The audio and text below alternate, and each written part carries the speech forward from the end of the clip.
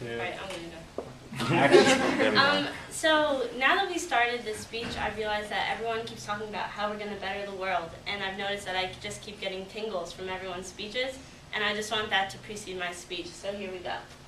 Acceptance. What is it? Is it finally being accepted into a group? Is it finally being appreciated for who you are on the inside? Or is it just the word you saw on that paper when you got accepted into Rider University? According to the New Oxford American Dictionary in 2005, acceptance is the action or process of being adequate or suitable. But who's to say what that is?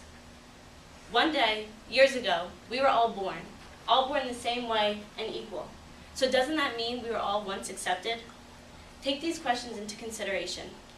If someone has a darker skin tone than me, doesn't that mean I should still accept them? How about if a man loves a man or a woman loves a woman? Or shouldn't I accept those people who come in so early every day to make all of our meals and to clean our bathrooms? As you know, acceptance is a big problem in today's world, and there's a lot of benefits out there. So it's going to make you happier, and you're going to learn a lot more by accepting other people. So what's the problem?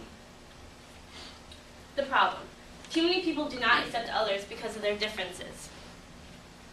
And according to Barry Kills, understanding and coping with difference is not a new historical or intellectual problem, but one of long-standing challenges and difficulty. It didn't start yesterday, and it's not going to end tomorrow. But what we need are people that are going to stand up for the right of other people, and that's why I'm here today. Also, I have a story for you. A little story from my childhood of someone that's not being accepted. My best friend Haley was born with a disability. To make matters worse, her doctor mistreated her and gave her medicine that stunted her growth from infancy.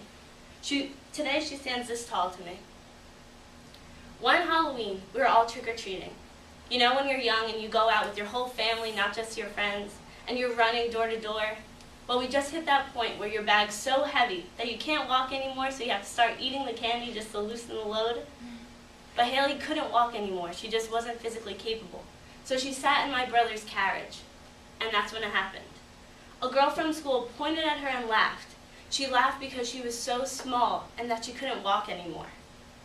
That girl graduated second in my high school class, and Haley didn't even walk because halfway through senior year, she found that she wasn't being accepted and had to be homeschooled. Think about the impression that you leave on people.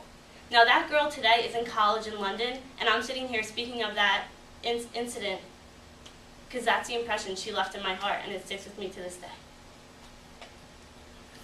I know acceptance, it seems like a big topic, and it's really extreme, but there are solutions that you can do. The best way to start overcoming adversity is to try. Go out of your way and say hi to someone. Guys, girls, if someone's gay, you can go up and say hi to them, and that doesn't mean they're just going to make out with you. Everyone's normal. Everyone has their own personality, so I don't understand why some people are more homophobic or why people don't accept everyone for who they are. If you're brushing your teeth in the morning and you go in the bathroom and someone's cleaning that sink, say good morning and see what day you can make. Also, stand up for the people who have a right to be heard, which means everyone.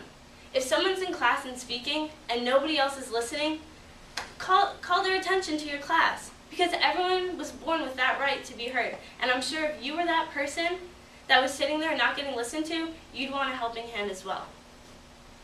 Now, the benefits.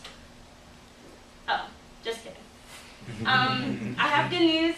It's not really a solution, but when we were at our Rutgers trip on Tuesday, one of the tables was led by a woman named Stephanie, who's a middle school teacher, and she talked about the responsive classroom. The responsive classroom, 20 minutes every day, these students come in and share their own stories. Now, they share their stories, and every child has to listen. They're shaping our future to be better, and they're teaching students how to accept others. What more could we ask for? Now, the benefits. As you become tolerant of others, you'll be better able to work with and learn from a variety of people.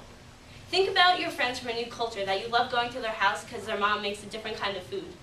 I mean, social networking, friends. You're going to have so many benefits and so many more people to talk to. And this quote comes from Bruce Perry, who wrote the article Accepting Others from Scholastic Choices in 2002. Also, you're going to be happier. Right now I'm going to show you a little clip of a guy who was filmed from Google. He works for Google, and he opened his mind one day, and now you'll see what happens there.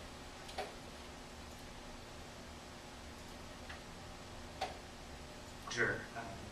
If someone had told me that in 10 years I would be living in California, or that I would have a boyfriend, both of those things would seem equally strange and impossible.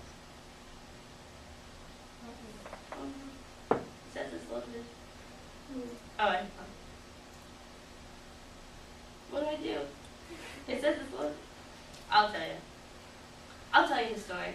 He opened his eyes and now he has a boyfriend, and he lives in California. And he was straight going in high school. He opened his eyes and now he has the brightest and most happiest future that he could ever ask for. So we're all aware of what happened in the past years, the past months and past weeks, because of the little to no acceptance. And it's not going to be easy. Accepting others isn't easy. But that's why we all have to stand together and stand up for those who have a right, who were born with the right to speak their mind and be an individual. If you've ever felt that you were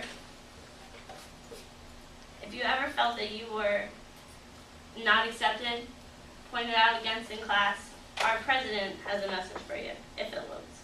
From everybody else. But what I want to say is this: you are not alone. You didn't do anything wrong. You didn't do anything to deserve being bullied.